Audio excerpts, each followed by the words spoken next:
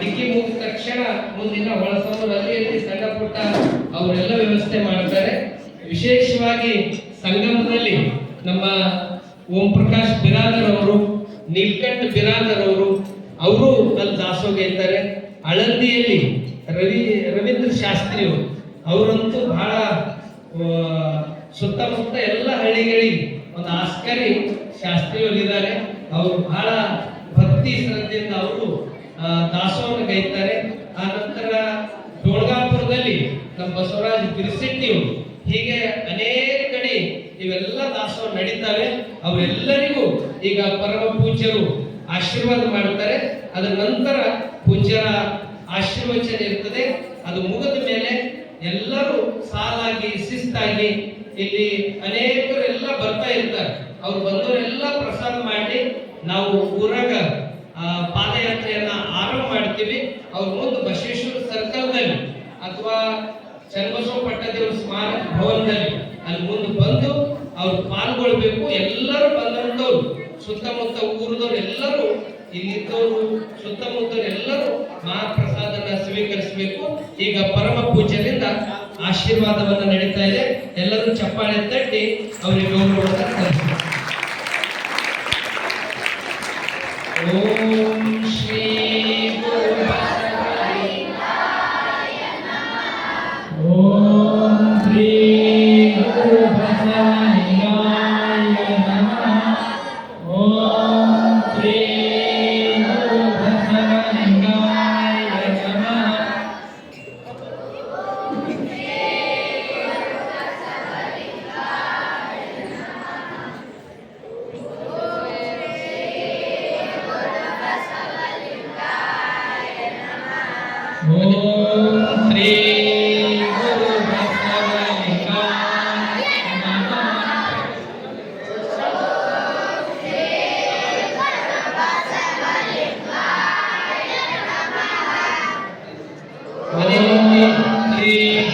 ಅದೇ ರೀತಿ ನಮ್ಮ ಕಮಲನ ಮೊದಲನೇ ಮಹಿಳೆಯರಲ್ಲಿ PhD ಆಗಿರ್ತಕ್ಕಂಥ ನಂದಿನಿ ತಾಯಿ ಅವರು ಕೂಡ ಪೂಜ್ಯರಿಂದ ಆಶೀರ್ವಾದವನ್ನು ಪಡ್ಕೋಬೇಕು. ಓಂ ಶ್ರೀ ಗುರು ಬಸವಲಿಂಗಾಯ ನಮಃ. ಜಯ ಬಸವೇಶ ಭಕ್ತ ಜನ ಭಾಗ್ಯ ಶುಭೋದಯ. ಲಿಂಗವಂತ ನಿರ್ಣಯ ಪರಮಾವತಾರ. ಶರಣಾಗತ ರಕ್ಷಕ ದಿಗ್ಗನ ಪ್ರಭಾವಮಯ. ಜಗದಾದಿದೇಶಿಕ ಪುರಾತನ ಪುಂಗವ. ಶಾಂಭವೈಪುರಾಶ್ರಯ. ಜಯ ಸೋಮನಾಥ ಜಯ ಶಿವಾದವ ಶಿವಾದವ. ಜಗಜ್ಯೋತಿ ಬಸವಣ್ಣನವರಿಗೆ, ಶಿವಶರಣರಿಗೆ, ಗುರು ಡಾಕ್ಟರ್ ಚನ್ನಬಸವ ಪಟ್ಟದೇವರಿಗೆ ಈಗ ಪೂಜ್ಯರಿಂದ ಆಶೀರ್ವಚನ.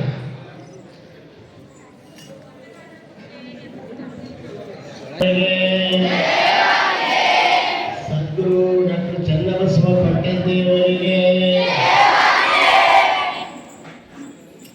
ಧರ್ಮಗುರು ಬಸವ ತಂದೆಯ ಪಾದಕ್ಕೆ ವಂದಿಸಿ,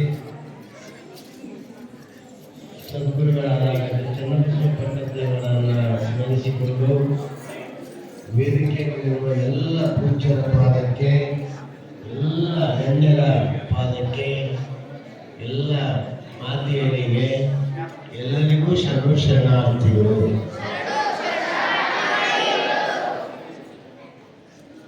ಬಂಧುಗಳೇ, ಇಷ್ಟೊತ್ತನೆ ಎಲ್ಲ ಚನ್ನಬಸವ ಪಟ್ಟದೇವರ ಬಗ್ಗೆ ನೀವು ಮಾತುಗಳನ್ನ ಕೇಳಿದೆ. ಯಾರು ಹೇಳ್ಬೇಡ್ರಿ, ಒಂದು 5 ನಿಮಿಷ ಕೂಡಿ, ಒಂದು 5 ನಿಮಿಷ. ಇಷ್ಟೊತ್ತನೆ ಕುಂತೀರಿ, ನಾನು ಮಾತಾಡೋದ್ರಿಗೆ ಹೇಳ್ತೀವಿ.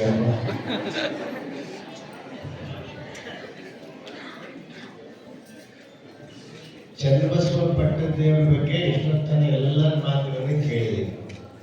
ಚನ್ನಬಸವ ಪಟ್ಟದೇವರ ಜೀವನದ ಇತಿಹಾಸ ನೋಡಿದ್ರೆ ಅವ್ರು 75% ಭಾಗ ಅವ್ರು ದುಡಿದಿದ್ದು, ಅವ್ರ ದೇಹ ಸವಿಸಿದ್ದು ಯಾರಿಗಾಗಿ ಅಂದ್ರೆ ಶಾಂತಿವರ್ಧಕ ಶಿಕ್ಷಣ ಸಂಸ್ಥೆಗಾಗಿ.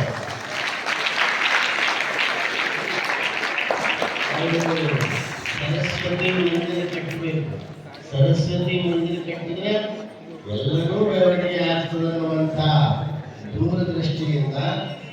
ಅವರ ಜೀವನದ 80% ಭಾಗ ಶಾಂತಿವರ್ಧಕ ಶಿಕ್ಷಣ ಸಂಸ್ಥೆ ಸಲುವಾಗಿ ಅವರ ಜೀವನವನ್ನು ಮುಡಿಪಾಗಿದ್ದರು. ಒಂದು ಸಣ್ಣ ಘಟನೆ ಹೇಳ್ತೀನಿ. ಚನ್ನಬಸವೇಶ್ವರ ಕಾಲೇಜ್ ಮಾಡುವಾಗ ಅಲ್ಲಿ ಆಗಿನ ಸಮಯದಾಗ 5 ಲಕ್ಷ ರೂಪಾಯಿ ದುಡ್ಡು ಬೇಕಾಗಿತ್ತು. ಭೀಮಣ್ಣ ಕರ್ಣಿಯವರು ಬಂದು ಅಪ್ಪವ್ರಿಗೆ ಕೇಳೋದು, ದುಡ್ಡು ಬೇಕು ಹೆಂಗ ಅಂತ ಕೇಳೋದು. ಆ ಗುರುಗಳೇನಂದ್ರು, ನಮ್ಮಲ್ಲೆಲ್ಲ ದುಡ್ಡಿಲ್ಲ, ನಮ್ಮ ಜಮೀನದ ಆ 5 ಲಕ್ಷದ ಪರವಾಗಿ ಜಮೀನು ಇಟ್ಟು ಬರ್ತದ ಇಲ್ಲ ಅಂತ ಕೇಳೋದು. ಅವಾಗ ರೂಲ್ಸ್ ಕೇಳ್ಕೊಂಡ್ರು, ಇಲ್ಲ ಬರ್ತದೆ, ದುಡ್ಡಲ್ಲಿ ಇಡಬೇಕು, ಅದು ಸತ್ತ ಸಮ ಆಸ್ತಿಯನ್ನ ಇಡಬೇಕು. ಅವಾಗ ಗುರುಗಳೇನು ಮಾಡಿದ್ರು, ಮಠದ ಜಮೀನು ದುರ್ಗಾಪುರ ಜಮೀನ 50 ಎಕರೆ ಜಮೀನ ಶಾಂತಿವರ್ಧಕ ಶಿಕ್ಷಣ ಸಂಸ್ಥೆ ಹೆಸರಲ್ಲಿ ರಿಜಿಸ್ಟ್ರಿ ಮಾಡಿಕೊಟ್ಟು ಆ ಚನ್ನಬಸವೇಶ್ವರ ಕಾಲೇಜ್ ಪರ್ಮಿಷನ್ ತಂದರು. ಅದರ 3 ವರ್ಷ ನಂತರ ಅದರ ಅವಧಿ ಮುಗಿತು. ಮತ್ತು ಅದೇ ಜಮೀನು ಇಟ್ಟು ಬೀದರ್ನ ಅಕ್ಕ ಮಹಾದೇವಿ ಕಾಲೇಜ್ ಪರ್ಮಿಷನ್ ತಂದರು.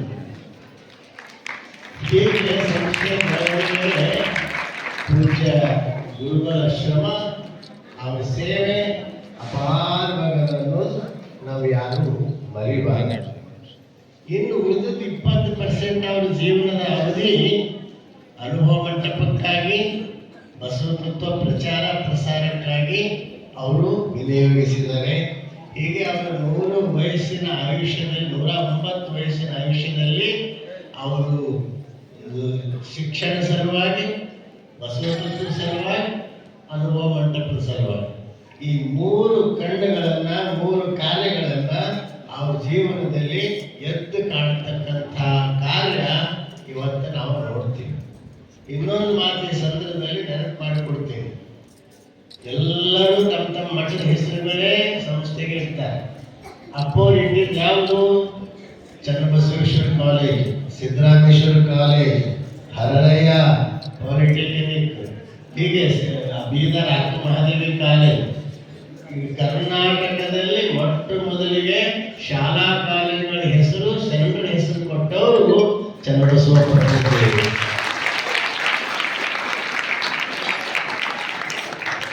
ಈ ಕಮಲನಗರದ ಸಿದ್ದರಾಮೇಶ್ವರ ಕಾಲೇಜ್ ಅಂತ ಹೆಸರು ಸೂಚಿಸಿದವರು ಆ ಚನ್ನಬಸವ ಪಟ್ಟದೇವರೇ.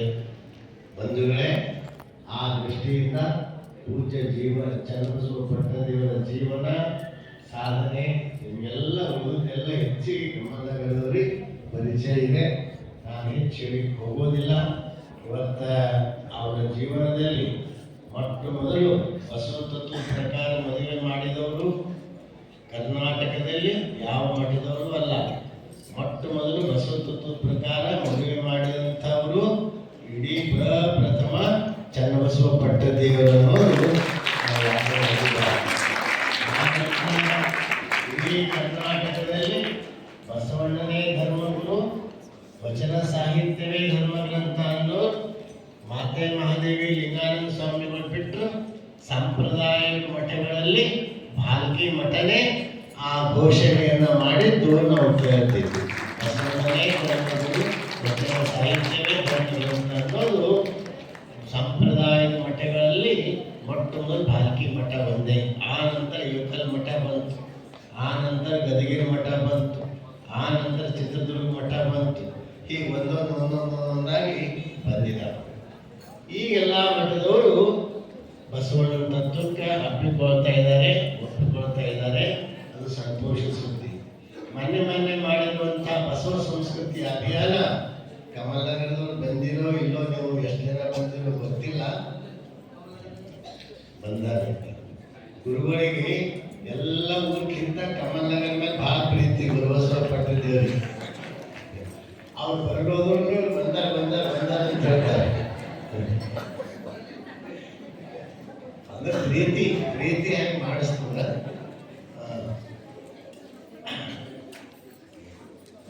ಆ ಬಸವ ಸಂಸ್ಕೃತಿ ಅಭಿಯಾನ ಬಹಳ, ಅದು ಬರೀ ಕರ್ನಾಟಕದಲ್ಲಿ ಅಷ್ಟೇ ಪ್ರಭಾವ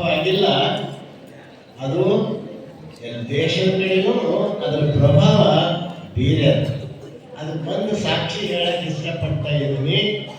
ಬಸವ ಸಂಸ್ಕೃತಿ ಅಭಿಯಾನ ಯಶಸ್ವಿ ಆಗಿದ್ದಕ್ಕೆ ಸಾಕ್ಷಿ ಏನು ಅಂದ್ರೆ ರಾಮ ಮಂದಿರದ ಭಗವಾ ಧ್ವಜ ಪ್ರಧಾನಮಂತ್ರಿ ಧ್ವಜಾರೋಹಣ ಮಾಡ್ತಾ ಇದ್ರು. ರಾಮ ಮಂದಿರದಲ್ಲಿ ಆ ಕಾರ್ಯಕ್ರಮ ಯಾವುದು? ರಾಮ ಮಂದಿರ. ಧ್ವಜಾರೋಹಣ ಮಾಡೋದು ರಾಮ ಮಂದಿರದ ಧ್ವಜಾರೋಹಣ. ಅಂಥ ಸಮಯದಲ್ಲಿ ಪ್ರಧಾನಮಂತ್ರಿಯವರು ಬಸವಣ್ಣನವ್ರ ಕುರಿತು ಮಾತಾಡ್ಯಾರ ಅಂದ್ರೆ ಬಸವ ಸಂಸ್ಕೃತಿ ಅಭಿಯಾನ ಪ್ರಧಾನಮಂತ್ರಿಯವರಿಗೂ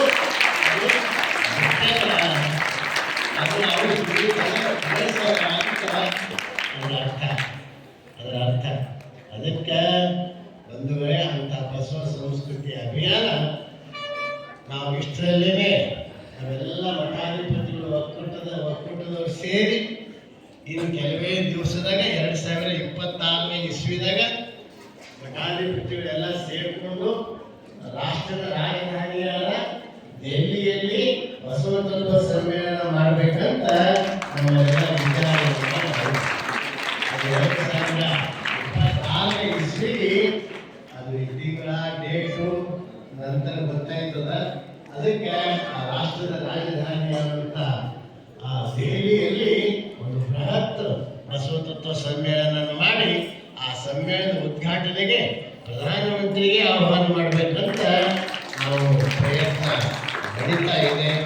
ಆ ದೃಷ್ಟಿಯಿಂದ ಅಂಥ ಬಸವ ಸಂಸ್ಕೃತಿ ಅಭಿಯಾನಕ್ಕೆ ನೀವು ಎಲ್ಲರೂ ಸಹಕರಿಸಬೇಕು. ಅದಕ್ಕೆ ನೀವೆಲ್ಲ ಧನದಿಂದ ಸಹಾಯ ಸಹಕಾರ ಮಾಡಬೇಕು. ಅದಕ್ಕೊಂದು ಯಾಕಂದ್ರೆ ಏನೇ ಮಾಡಬೇಕಾದ್ರೂ ಆರ್ಥಿಕ ವ್ಯವಸ್ಥೆ ಭದ್ರವಾಗಿರ್ಬೇಕಾಗ್ತದೆ. ಅದಕ್ಕೆ ನಮ್ಮೆಲ್ಲ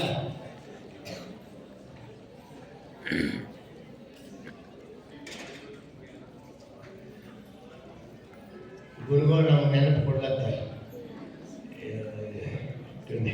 ಕಮಲ್ ನಗರದವ್ರ ಬಗ್ಗೆ ಒಂದು 2 ಮಾತು ಹೇಳ್ರಿ. ಕಮಲದವ್ರ ಬಗ್ಗೆ ಒಂದು 2 ಮಾತು ಹೇಳ್ರಿ. ಅವ್ರು ನೆನಪು ಮಾಡತ್ತಾರ. ಕಮಲ್ ನಗರದವರು ಇತ್ತೀಚೆಗೆ ಭಾಳ ಚಲೋ ಕಾರ್ಯಕ್ರಮ ಮಾಡತ್ತಾರ. ಮತ್ತ ಈಗ 3 ವರ್ಷದಿಂದ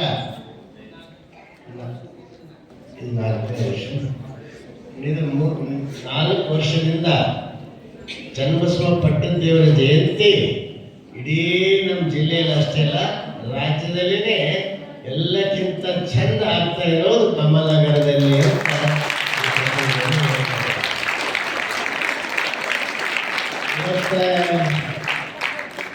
ಮತ್ತೆ ಅವ್ರ ಚನ್ನಬಸವ ಪಟ್ಟಣ ದೇವ್ರದು ರಥ ಎಲ್ಲಾದರೂ ಅದ ಅಂದ್ರೆ ಅದು ಕಮಲನಗರದಲ್ಲಿ ಮಾತ್ರ.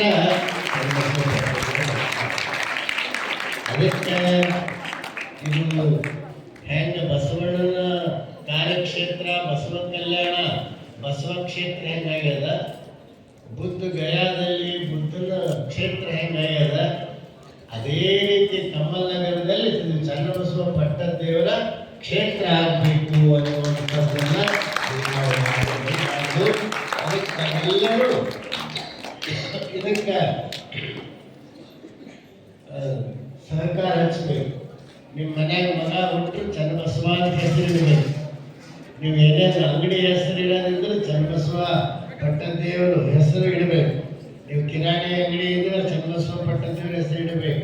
ನಿಮ್ಮ ಮನೆ ಹೆಸರು ಚನ್ನಬಸವ ಕೃಪಾ ಅಂತ ಇಡಬೇಕು.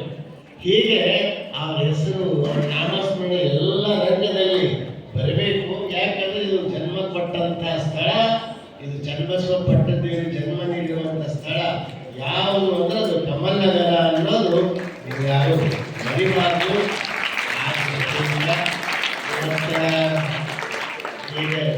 ಈಗೀಗ ಇದರಲ್ಲಿ ಮಹಾತ್ಮ ಗಾಳಿಗೆ ತಿಳಿದ ತಕ್ಷಣ ಮೊಟ್ಟ ಮೊದಲ ಕಿವಿಯಾಗ ಏನು ನಿಂತು ಅಂದ್ರೆ ಈ ಚನ್ನಬಸವ ಪಟ್ಟಣ ದೇವರು ಮಹಾದ್ವಾರಕ್ಕೆ ಬಾಬು ಅಲಿಯವರು 1 ಲಕ್ಷ ವಾಗ್ದಾನ ಮಾಡ್ಯಾರ ಪೋರೆ ಅಂತ ಹೇಳೋದು. ಇನ್ನು ನಾನು ಗಾಡಿಯಾಗ ಇಳಿತಾ ಇದ್ದಾಗ ಹೇಳೋದು.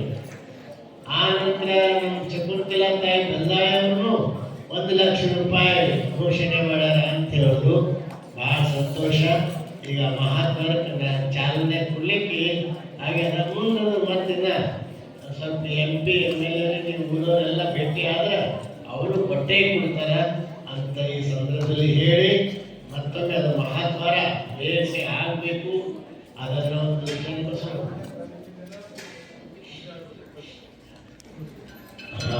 ಒಳ್ಳೆಯ 26ನೇ ತಾರೀಕಿಗೆ ನೀವೇನು ಜಯಂತಿ ಮಾಡ್ತಿದ್ರಿ ಆ ದಿನ ಅಲ್ಲಿ ಭೂಮಿ ಪೂಜನ ಆಗಿ ಅದು ಪ್ರಾರಂಭ ಆಗಬೇಕು ಅಂತ ವಾಲಿಯವರು ಹೇಳ್ತಾ ಇದ್ದಾರೆ.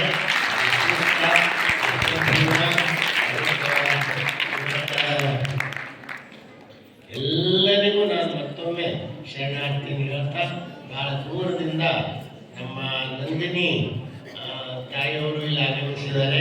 ಈ ಕಾರ್ಯಕ್ರಮಕ್ಕೆ ಬಂದು ಶೋಭೆ ನೆಲೆಸಿದ್ದಾರೆ. ಮತ್ತೊಮ್ಮೆ ಎಲ್ಲರಿಗೂ ಶರಣಾರ್ಥಿಗಳನ್ನು ಹೇಳಿ ಇವತ್ತಿಲ್ಲಿ ಪಾತ್ರಧಾರಿಗಳೆಲ್ಲ ಅಕ್ಕ ಮಹಾದೇವಿ, ಅಲ್ಲಮ್ಮ ಪ್ರಭು, ಬಸವಣ್ಣ, ಚನ್ನಬಸವ ಪಟ್ಟದೇವರು, ಬಸವಲಿಂಗ ಪಟ್ಟದೇವರು, ಗುರುಬಸವ ಪಟ್ಟದೇವರು ಎಲ್ಲರೂ ಕುಂತಾರೆ ಮುಂದ. ಅದಕ್ಕೆ ನೀವೆಲ್ಲರೂ ಎಲ್ಲ ಮುಂದೆ ಇದೇ ಪದ್ಧತಿ ಇನ್ನು 10ಕ್ಕೆ ಹೊರಗೆ ಆಗ್ಬೇಕಂದಿರು. 10 ಬದಲಾಗಿ 11 ಆಗಿದ್ದು ಕಾಣಿಸ್ತದ. ಈಗ ಎಲ್ಲರೂ ಪ್ರಸಾದ ಮಾಡಬೇಕು. ಊರಾಗಿಂದು ಮೆರವಣಿಗೆ ಸಾಕ್ತಾ ಇರ್ತದ. ಪ್ರಸಾದ ಮಾಡಿ ಬರೋರು ಪ್ರಸಾದ ಮಾಡ್ಕೊಂಡು ಬರಬೇಕು. ಎಲ್ಲರೂ ಮೆರವಣಿಗೆ ಪ್ರಾರಂಭ ಆಗ್ತದ. ನಮ್ಮೆಲ್ಲರಿಗೂ ಶರಣಾರ್ಥಿಗಳು. ಇಲ್ಲಿವರೆಗೆ